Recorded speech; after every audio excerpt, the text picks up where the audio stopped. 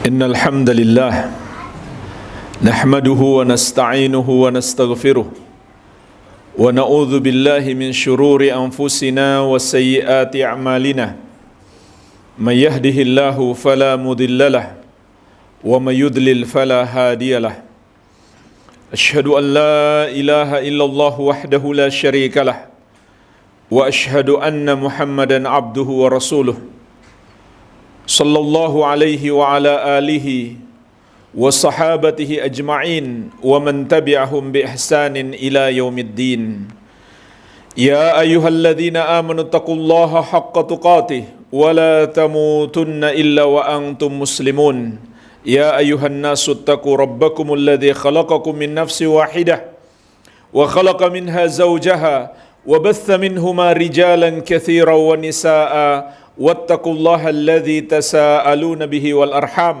إن الله كان عليكم رقيبا يا أيها الذين آمنوا اتقوا الله وقولوا قولا سديدا يصلح لكم أعمالكم ويغفر لكم ذنوبكم ومن يطع الله ورسوله فقد فاز فوزا عظيما أما بعد فإخواني في الدين jamaah salat Jumat kaum muslimin yang saya cintai dan saya muliakan, rahimani wa rahimakumullah. Semoga Allah Subhanahu wa taala senantiasa mencurahkan rahmatnya kepada kita sekalian. Allah Subhanahu wa taala memerintahkan kepada kita, wa'bud rabbaka hatta ya'tiyakal yakin, dan beribadahlah kepada Rabbmu sampai datang kepadamu kematian.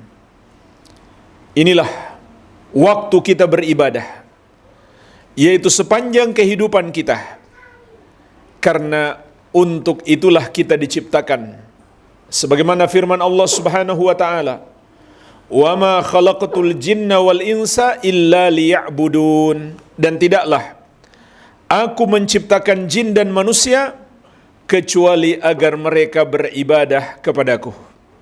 Inilah misi hidup kita.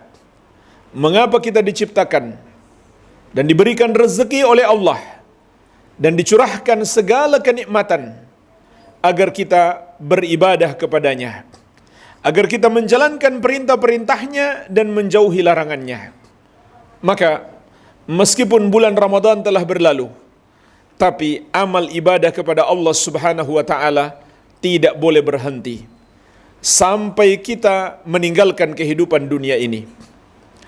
Terutama di luar bulan Ramadan, setelah bulan Ramadan, jemaah sekalian, sesungguhnya ketika kita masih beribadah kepada Allah, ketika kita masih menjaga ketakwaan kita kepada Allah Subhanahu wa taala, maka itu adalah bukti bahwa amal ibadah yang kita lalui di bulan Ramadan telah menghasilkan buah yang baik bagi kita. Sebab Ramadan itu adalah bulan pendidikan, terutama ibadah puasa.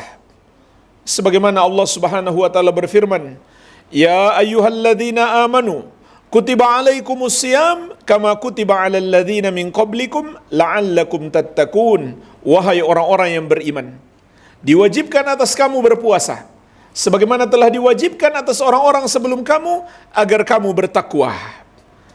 Maka apakah kita setelah bulan Ramadan menjadi orang-orang yang bertakwa? Masih terus menjaga perintah-perintah Allah dan menjauhi larangan-larangannya? Kalau tidak, jamaah sekalian, berarti puasa yang kita amalkan selama bulan Ramadan tidak berhasil. Kita gagal, kita tidak lulus dari madrasah Ramadan karena tidak mengantarkan kita menjadi orang-orang yang bertakwa sesuai tujuan puasa. Maka jemaah sekalian, hendaklah kita tetap menjaga ketakwaan kita. Begitu pula jemaah sekalian, ketika kita tetap menjaga ketakwaan kita, itu adalah indikasi yang menunjukkan amal soleh kita selama bulan Ramadan diterima oleh Allah Subhanahu wa taala. Karena tidak satupun dari kita yang dapat memastikan amal-amal soleh kita diterima oleh Allah Subhanahu wa taala. Kita hanya bisa berharap-harap cemas. Semoga amal-amal kita selama bulan Ramadan yang kita sudah berusaha untuk meningkatkannya diterima oleh Allah Tabaraka wa taala. Tapi jamaah sekalian, tidak seorang pun dari kita yang dapat memastikannya. Termasuk kesalahan fatal sebagian orang sampai memastikan dia sudah seperti bayi yang baru dilahirkan. Dosa-dosanya sudah pasti diampuni. Padahal amalannya saja belum tentu diterima. Kita nggak bisa memastikan amal kita diterima atau tidak. Begitu pula kita nggak bisa memastikan dosa-dosa kita diampuni oleh Allah Subhanahu wa taala atau tidak. Kita hanya bisa berprasangka baik kepada Allah. Kita hanya bisa berharap-harap cemas. Tapi untuk memastikan dosa-dosa kita diampuni atau tidak, maka tidak mungkin kita bisa melakukannya jemaah sekalian. Karena itu adalah ilmu gaib di sisi Allah Subhanahu wa taala. Sampai kita melihat sendiri kelak di hari kiamat, apakah dosa-dosa kita diampuni oleh Allah Subhanahu wa taala atau tidak. Apalagi sampai ada yang berpandangan karena kita sudah kembali suci, maka seakan tidak mengapa berbuat dosa lagi, nanti tunggu Ramadan berikutnya baru bertobat lagi. Ini pandangan yang sangat keliru. Sampai ada yang mengira Idul Fitri itu artinya kembali kepada fitrah. Padahal fitri itu artinya kembali berbuka. Al-fitr maksudnya di situ bukan fitrah, tapi berbuka. Artinya kita nggak puasa lagi. Beda dengan zakat fitri. Zakat fitri mungkin disebut zakat fitrah, karena itu zakat diri. Tapi Idul Fitri bukan maknanya fitrah, namun kembali berbuka. Jadi jemaah sekalian, kita nggak bisa memastikan amal-amal kita diterima dan dosa-dosa kita diampuni. Tetapi ada indikasi. Ada indikasi yang menunjukkan amal-amal kita diterima dan dosa-dosa kita diampuni.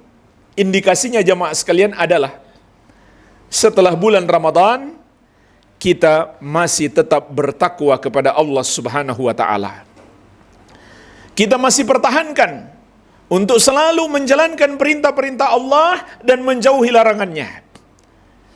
Dan inilah rahasianya jemaah sekalian, mengapa setelah kita berpuasa sebulan penuh, kita disyariatkan berpuasa lagi selama 6 hari di bulan Syawal. Rasulullah sallallahu alaihi wasallam bersabda, "Man shama Ramadana thumma atba'ahu sittan min Syawal kana kasiyamid dahr." Barang siapa berpuasa Ramadan, kemudian dia ikutkan dengan puasa 6 hari di bulan Syawal, maka dia seperti berpuasa 1 tahun lamanya. Jadi jemaah sekalian, jangan sia-siakan. Kita baru berada di pertengahan Syawal, masih ada waktu. Cuma 6 hari saja, tidak harus berurutan. Asalkan masih di bulan Syawal. Kalau kita sudah berpuasa Ramadan 1 bulan, kemudian kita tambah dengan puasa sunnah 6 hari di bulan Syawal, pahalanya seperti berpuasa setahun penuh. Maka jangan sia-siakan. Ini kesempatan emas. Mumpung masih di bulan Syawal, berpuasalah. Nah, jemaah sekalian, di antara urgensi puasa Syawal, kata para ulama, agar kita memiliki indikasi amalan kita selama bulan Ramadan diterima oleh Allah Subhanahu wa taala. Karena setelah melakukan amalan sebulan penuh di bulan Ramadan, kita melakukan amal yang lain setelah Ramadan. Kenapa jemaah sekalian? Ini merupakan indikasi amal kita diterima. Sebab kalau amal kita memang baik, tentu balasan dari Allah juga kebaikan. Sebagaimana firman-Nya, "Hal jazaul ihsan illal ihsan." Tidaklah balasan terhadap kebaikan kecuali kebaikan juga. Maka termasuk balasan kebaikan terhadap orang yang beramal soleh, Allah akan berikan kepadanya hidayah untuk melakukan amalan yang lain setelahnya. Maka kita berharap kepada Allah, semoga dengan kita berpuasa Syawal atau melakukan amal-amal ketaatan yang lain, itu adalah balasan Allah terhadap amal-amal kita selama bulan Ramadan. Yang berarti menunjukkan kepada kita bahwa amal-amal soleh kita di bulan Ramadan diterima oleh Allah Subhanahu wa Ta'ala, sehingga kita mendapatkan ampunannya. Meskipun ini bukan sebuah pemastian juga, kita hanya bisa berharap-harap cemas. Kita tetap tidak bisa memastikan apakah amal kita diterima oleh Allah Subhanahu wa Ta'ala atau tidak. Namun, ini adalah suatu indikasi yang kuat yang menunjukkan amal kita diterima apabila setelah beramal kita melakukan amalan yang lain. Sebagaimana juga perintah Allah, fa idza faraqta fansab. Kalau kamu sudah selesai melakukan satu amalan, maka bersungguh-sungguhlah untuk melakukan amalan yang lain. Sampai kapan jemaah sekalian seperti ini? Selesai satu amalan, lakukan lagi amalan yang lain. Selesai satu amalan, lakukan lagi amalan yang lain. Sampai kita berpisah dengan kehidupan dunia ini. Wa'bud rabbaka hatta ya'tiyakal yakin. Dan beribadahlah kepada Rabbmu sampai datang kepadamu kematian. Wabillahi taufik. Alhamdulillah. Wassalatu wassalamu ala Rasulillah wa ala alihi wa sahbihi wa man walah. Wala hawla wala quwwata illa billahi, amma ba'd.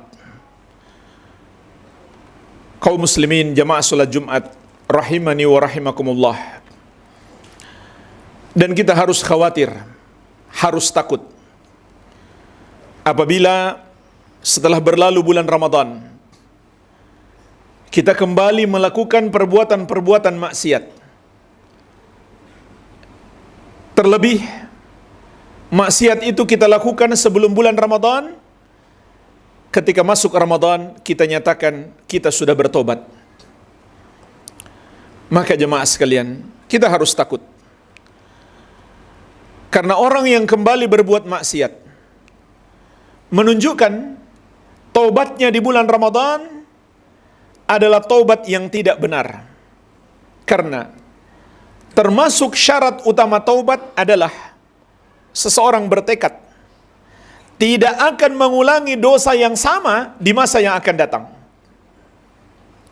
Ini termasuk syarat taubat.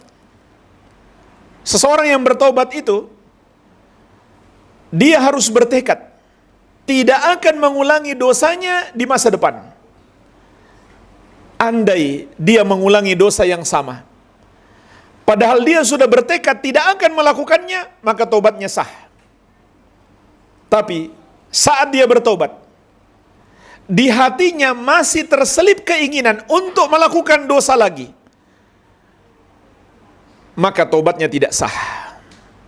Jadi, kalau taubat kita hanya selama Ramadan, sudah kita niatkan dari awal, kita berhenti bermaksiat hanya Ramadan saja, maka taubat kita tidak sah karena tidak memenuhi syarat taubat. Begitu pula jemaah sekalian, ketika kita kembali berbuat maksiat, kita harus takut kepada Allah. Jangan-jangan itu adalah sebuah indikasi amal kita tidak diterima oleh Allah Subhanahu wa Ta'ala. Karena maksiat itu bisa jadi hukuman dari Allah atas perbuatan buruk kita sebelumnya. Sebagaimana firman Allah, falamma zagu azagallahu qulubahum. Tatkala mereka berpaling, maka Allah jadikan hati mereka berpaling. Tatkala mereka melakukan amal yang buruk, maka Allah balas mereka dengan keburukan. Di antara bentuk balasan keburukan itu adalah Allah sesatkan dia di kehidupan dunia. Ini yang perlu kita takutkan. Kalau kita berbuat buruk setelah Ramadan, jangan-jangan selama Ramadan yang kita lakukan memang keburukan, sehingga Allah tidak terima amal kita. Sebab Allah tidak menerima yang buruk, Allah hanya menerima yang baik. Begitu pula jemaah sekalian, kalau kita kembali berbuat maksiat setelah Ramadan, maka berarti kita tidak lulus dari madrasah Ramadan. Berarti sia-sia puasa yang kita kerjakan kalau tidak mengantarkan kita menjadi orang-orang yang bertakwa. Dan yang paling kita takutkan jemaah sekalian, kalau sampai kita terus-menerus dalam keadaan bermaksiat, ternyata malaikat maut sudah mengintai kita. Dan Rasulullah SAW mengingatkan kita, innamal a'mal bi khawatimiha. Sesungguhnya amalan-amalan kita tergantung penutupannya. Jadi bagaimana nasib kita di alam kubur? Itu bergantung pada akhir kehidupan kita. Kalau kita akhiri hidup ini dalam keadaan melakukan ketaatan kepada Allah, itulah yang disebut dengan husnul khatimah. Tapi sebaliknya, orang yang mengakhiri hidupnya dalam keadaan sedang bermaksiat, atau sudah bermaksiat dan belum bertobat kepada Allah, maka itulah yang disebut dengan su'ul khatimah, akhir kehidupan yang buruk. Akhir kehidupan yang buruk itu bukan orang yang meninggal karena kecelakaan, atau karena dibunuh orang, atau wafat dalam keadaan tragis, tidak. Akhir yang buruk itu adalah orang yang wafat dalam keadaan bermaksiat kepada Allah, atau dia telah bermaksiat dan belum sempat bertobat. Dan seburuk-buruknya dosa jamaah sekalian yang dibawa seorang hamba tatkala menghadap Allah adalah dosa kesyirikan dan kekufuran. Oleh karena itu Rasulullah SAW mengingatkan kepada kita secara khusus, man mata la yushriku bihi syai'an dakhalal jannah, wa man mata yushriku billahi syai'an dakhalan nar. Barang siapa mati dalam keadaan tidak mempersekutukan Allah dengan sesuatu apapun, dia pasti masuk surga. Dan barang siapa mati dalam keadaan mempersekutukan Allah, maka dia pasti masuk neraka. Maka seburuk-buruk su'ul khatimah adalah orang yang mati dalam keadaan berbuat dosa syirik. Karena dosa syirik itu adalah pembatal keislaman. Oleh karena itu, seluruh para nabi dan rasul alaihi wassalatu wassalam berpesan kepada anak-anak mereka dan kepada umat mereka, la tamutunna illa wa antum muslimun. Jangan sekali-kali kamu mati kecuali kamu dalam keadaan beragama Islam, dalam keadaan kamu berpegang teguh dengan ajaran-ajaran Islam. Inilah jamaah sekalian yang harus kita pertahankan. Kita terus bertakwa kepada Allah sampai kita berpisah dengan kehidupan dunia ini, lalu kita memetik hasilnya yang terbaik, hasilnya yang terindah di kehidupan setelah mati.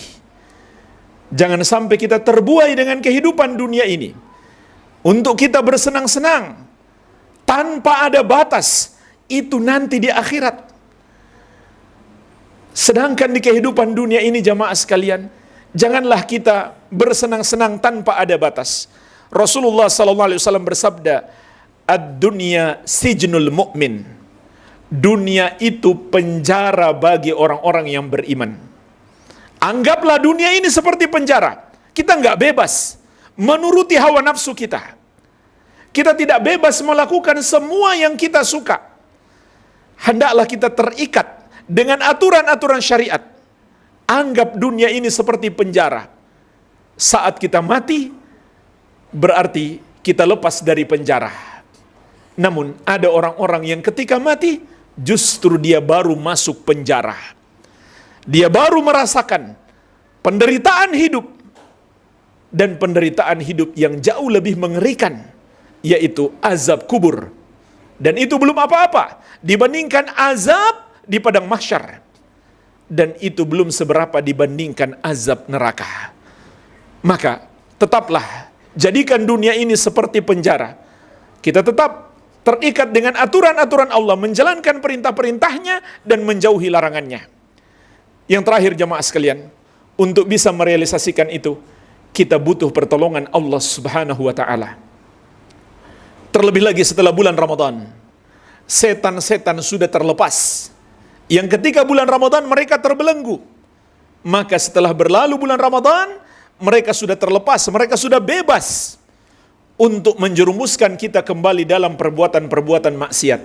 Maka tidak ada yang bisa menolong kita dari jerat-jerat hawa nafsu kita, dari lingkungan yang buruk, dan dari setan-setan yang menjerumuskan kepada maksiat, kecuali dengan pertolongan Allah Subhanahu wa taala. Maka bersungguh-sungguhlah dalam berdoa kepada Allah Subhanahu wa taala agar kita tetap dianugerahkan istiqamah sampai kita berpisah dengan kehidupan dunia ini.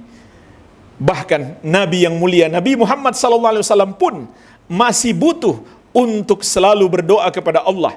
Di antara doa beliau yang paling banyak beliau panjatkan kepada Allah adalah Allahumma ya muqallibal qulub, tsabbit qalbi ala dinik. Ya Allah yang membolak-balikan hati, kuatkan hatiku di atas agamamu. Allahumma ya musarrifal qulub, sarrif qulubana ala ta'atik.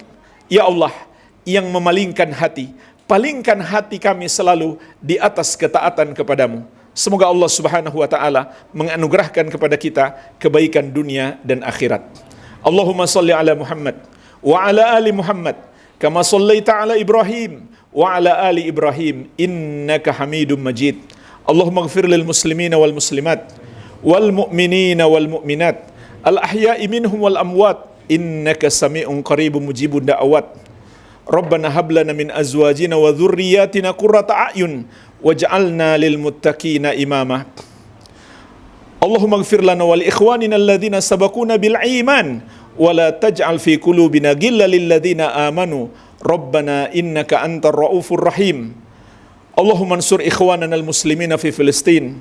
Allahumma ansur ikhwanana al mujahidina fi Filistin. Allahumma ansur ikhwanana al-muslimina fi Filistin. Allahumma ansur ikhwanana al-mujahidina fi Filistin. Allahumma dammir a'da'aka al-yahud wan nasara adh-dhalimina fi Filistin. Allahumma dammir a'da'aka al-yahud wan nasara adh-dhalimina fi Filistin. Rabbana atina fid dunya hasanah wa fil akhirati hasanah wa qina adzaban nar. Wa sallallahu ala nabiyyina Muhammadin wa alihi wa sallam wa akhiru da'wana anil hamdulillahi rabbil alamin.